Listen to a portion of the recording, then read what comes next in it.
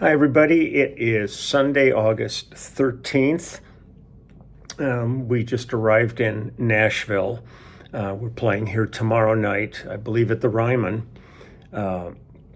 which will be great. It'll be really great fun. Just kind of nice to be here.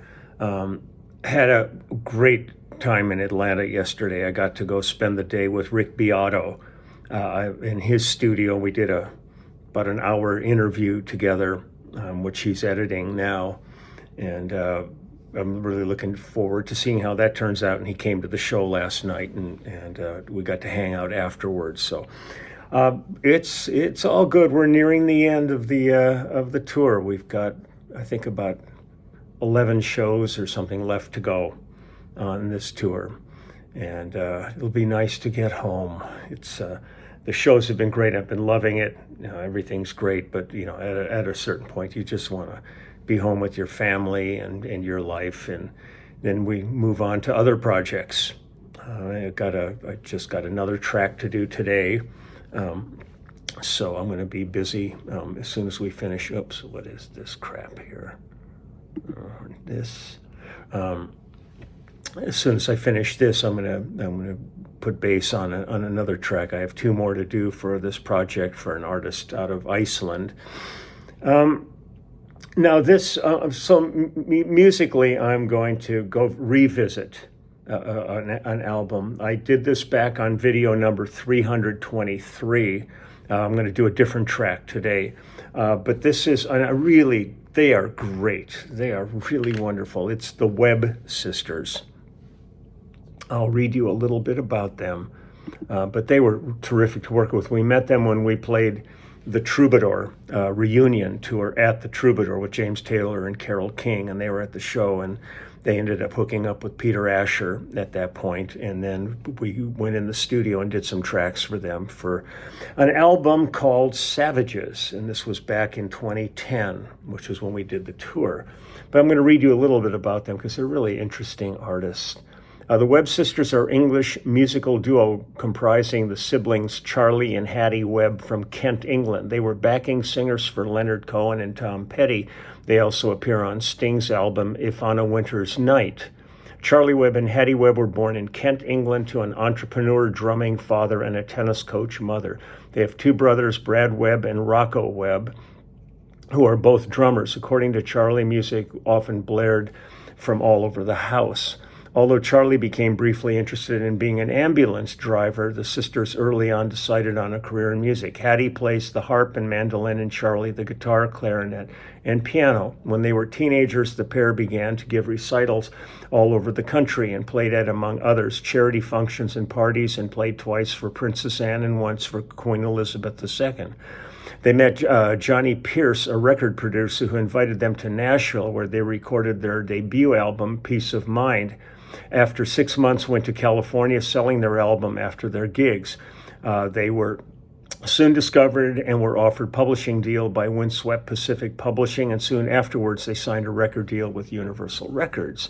Hattie and Charlie collaborated with Jeff Trott, who did Sheryl Crow and Amy Mann, Mike Elizondo from Dr. Dre and Fiona Apple, and Steve Booker, who did Duffy, on material that would become their album Daylight Crossing. 2 years later, they returned to the UK, where they worked with Universal Records' sister company, Mercury Records, for their album's release.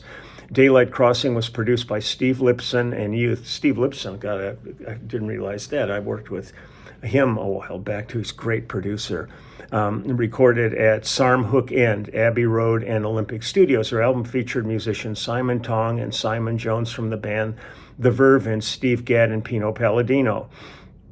Daylight Crossing was released in 2006 and became Record of the Week and Album of the Week on BBC Radio 2, reaching number 2 on the UK's TV music video airplay chart.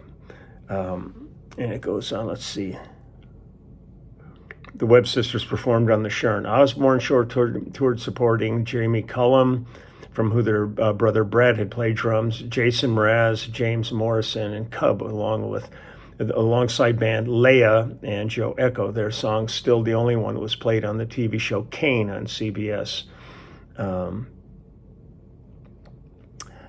Just all kinds of information about it. They're really great, and they're just really, man, they're so great. They're so nice to be with in the studio. Really great. The band's album Savages was released on the 9th of May in 2011 in the UK and beyond. Savages was produced by multi-Grammy award-winning producer Peter Asher. Savages was nominated for the 10th Annual Independent Music Awards in Adult Contemporary category. They won the award for their song Baroque Thoughts in the same category. So it goes on and on, but they really stepped up when they started working with Leonard. They were with Leonard Cohen. And I remember going down and seeing them at their rehearsals with that, and they were with him right up to his passing. It was really just great. Really, they killed it on that thing. It was really good. So on this track that I'm going to play you now, let me check and see where the heck we are. I can get rid of this page. There's all my... It's so stupid. I sit here after spending the day over at... well, just seeing a real studio yesterday was insane. On this one, we've got myself on bass, Russ Kunkel on drums, Dean Parks on guitar, Melvin Duffy on steel guitar and slide guitar. Hattie Webb is on mandolin, and Charlie Webb is on guitar, and they're both singing. It was produced by Peter Asher, mixed by Nathaniel Kunkel, Russ's son, and mastered by Doug Sachs. So here we go. Let me just go ahead and play this. This track is called Burn. So here we go.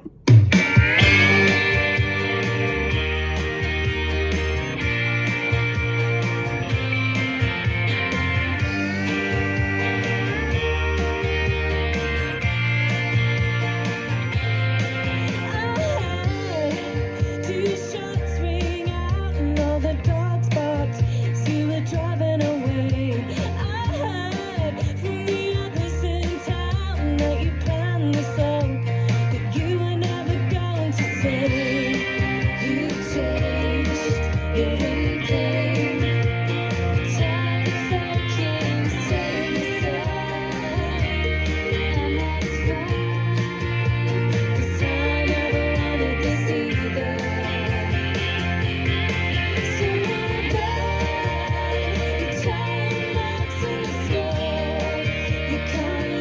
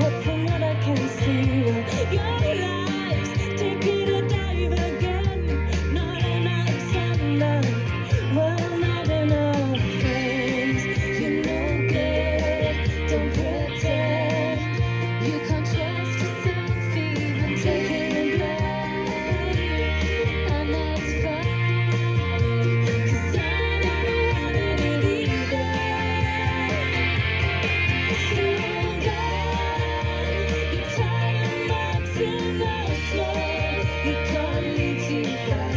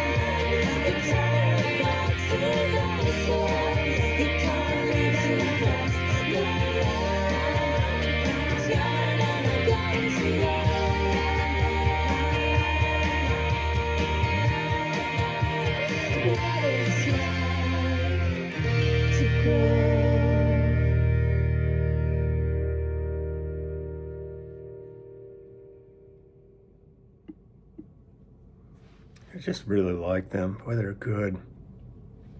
And it's beautiful sitting there watching, like when Hattie's playing her harp and stuff. It's really something special.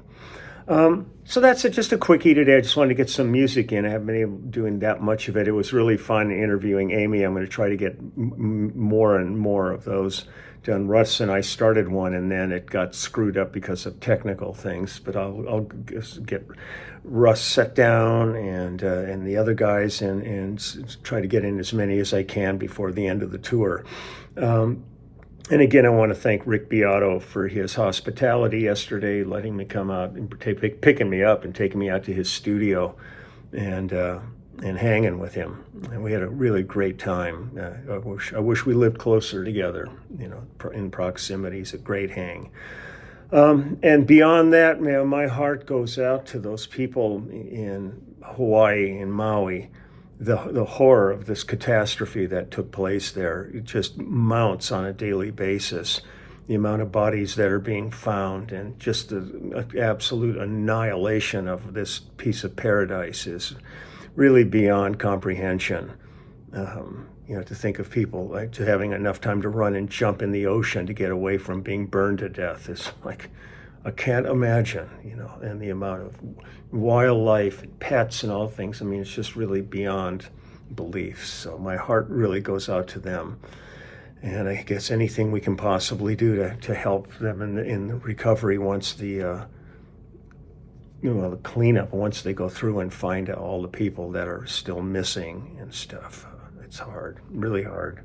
So, okay, I'm gonna get running here. I will have a venue visit again tomorrow because we'll be back at work tomorrow, but just taking advantage of a day off. So I'm going to get to work now on another track and get that finished up. I think I have one more after that, and then I finished that album project. So I'm looking forward to that. So take good care, and I will see you tomorrow. Okay, bye-bye.